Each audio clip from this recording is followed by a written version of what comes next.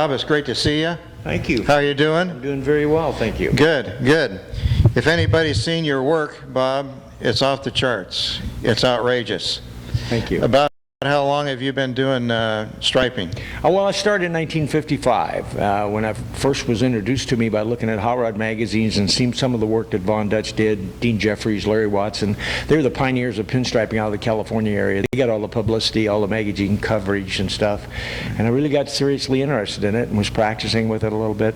And then I went in the Air Force and got stationed on the East Coast, and then I got really deep into it because nobody out back there were doing it at all. So I was very fortunate that they wanted me all to try their little hot rod car and put a little on the dashboard and things like that. So that's how I basically got into it, and I've been into it ever since, and it's got greater and greater and more demanding as the years have gone by. Unbelievable. Right, right. So over the years, approximately how many cars do you think you've striped? Well, that's very hard to do that, you know. I've done lots of them. If you know when I started and how old I am today, it's just amazing the volume of automobiles you do, and not just the automobiles. You do motorcycles, you do helmets, and today, in today's interest in it, people are doing stuff for their man cave, the guy's garage. You're striping refrigerators and laptop computers and doing wine bottles, and it goes on, toilet seats, and I could go on and on and on. And now into the clothing part of it, the vinyl and the leather jackets, pants that the young girls wear and things of that nature. It's really drawn an interest. Unbelievable. Right. Can you tell me some of the most famous cars you've striped? Well, one of the main ones that I'm quite proud of, and as part of my growing up as a youngster, listening to the song Hot Rod Lincoln, and then actually ended up by accident meeting Charlie Ryan, who was a songwriter and actually owned a car that was the Hot Rod Lincoln. And we ended up restoring that automobile. There was a group of us that did. It wasn't just me, but I kind of choreographed it and got the thing rolling and got the people to deal with Charlie in regards to allowing us to do this thing, because he had it stuck away after all those years of retired in the music business, and it was an object that he and there's quite a storyline on that, and we might have to do that one these days, you know, to talk about it. Right.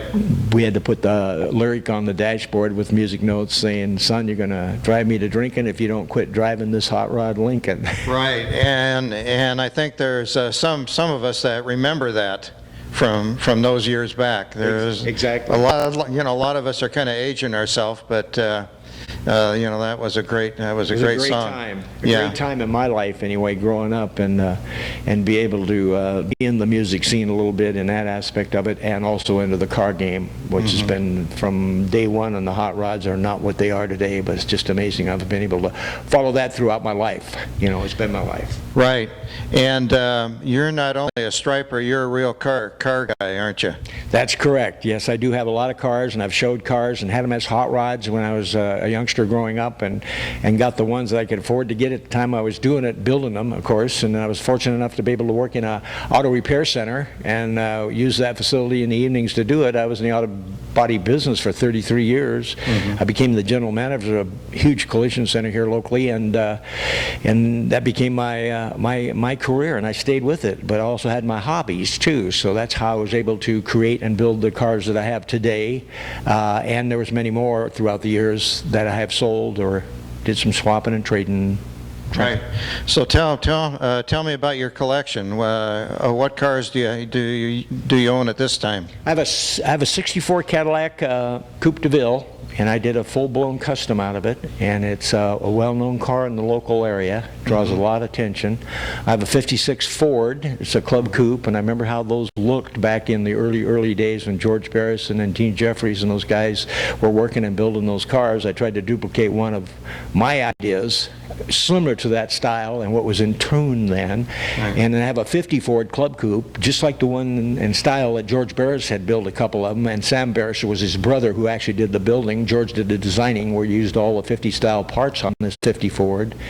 Pontiac grill, Cadillac hubcaps, spotlights, white walls, lakes pipes, you know, the typical thing. And I still have that car today. And I have a '61 Cadillac. It's a Coupe de Ville, and it's called the Bubble Top. And it's all ghost flame, no door handles, beautiful paint job, ground up restoration on that puppy. And then I have a Buick Sedanette. That's the Fastback series Buick. And I got the visor, I got the skirts. I got the wide white walls. I got it pinstriped. I got it lowered. I got a nice and trick interior in it, and it's a lead sled out of the 50s. And there's another one of my cars that I tour with and draws a lot of attention also. Right, right. Well, Bob, how about let's go see some of your work? Okay. Okay, let's go. That'd be great. This is awesome.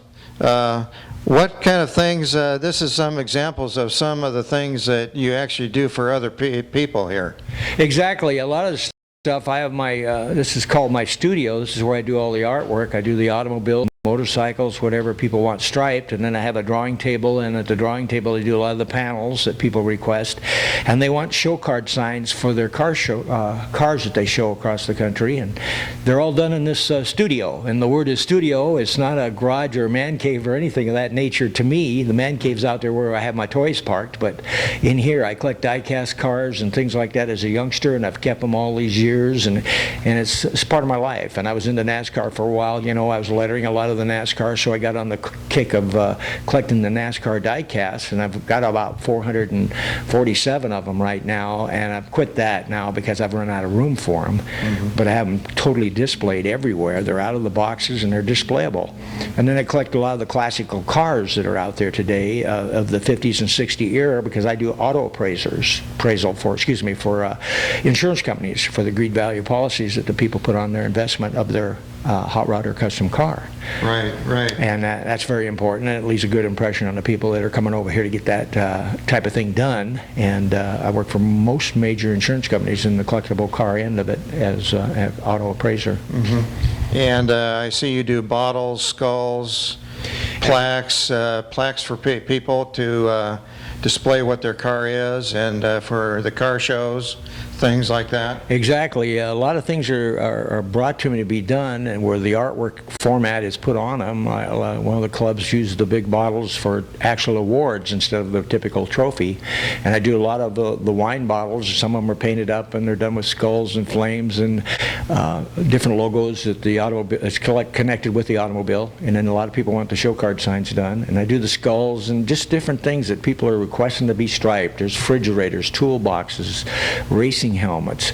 There's tons and tons of things that they're introducing this striping art to now. Clothing. It's just been unbelievable, you know. Right, and you can see that in my studio. It's displayed around so you can look at it. And when people are coming over here to drop off an expensive automobile, they don't want it to be in some grease-pitted garage sitting next to somebody pulling an engine out of another car. Right, right. They want to feel comfortable that they've left their big investment with you overnight to get it tricked out. So you got to have an impression feeling for those folks when they do come here with their cars. Right, right. Well, the question I ask is, would you show us how it's done? Oh, absolutely. Start out on this stuff. What's the key to it? Can you show us how it's done? Well, yeah, I can talk my way through this, but like I say, when I started to do this layout and do this color here, I took the processed blue from my starting color to do my trim out. And when I had my design basically sculptured out the way I would want it, and then I come back with my secondary color to do a balance and to add another color. This gentleman wanted a very busy pinstripe job on his Chrysler here, so we picked about 3 colors that we're going to use, and I'm using those 3 colors right now. And then the third time I came back and I did the purple. You can still do this stuff if you're very careful over the top of it while it's wet. Right. And this is the striping brush I use. It's a 0.0 MAC brush, and I use the one shot, and this is my palette sort of, you know, and then you just get yourself set up here basically, and you pull a line, you know, and this is about how it starts to go when you're starting to lay out a format and a program of what you want to show and what you're doing. You always do the left side before you do the right side, and you pull your lines, and then as we're doing this stuff, we gradually build ourselves a design, and it's all in the brain. You don't have nothing to draw by, you don't have any chalk marks, you don't have anything, and this is how the striping basically gets started. And then I'll go from there as I fulfill this format. Right, right. Well, you make it look easy, that's for sure. I've been doing it for quite a few years. Right. Bob, it's been great. It has been great. Yeah. Thank you very, very much. Thank you very much. Yeah. And just remember, it's a lot more fun being a little outrageous.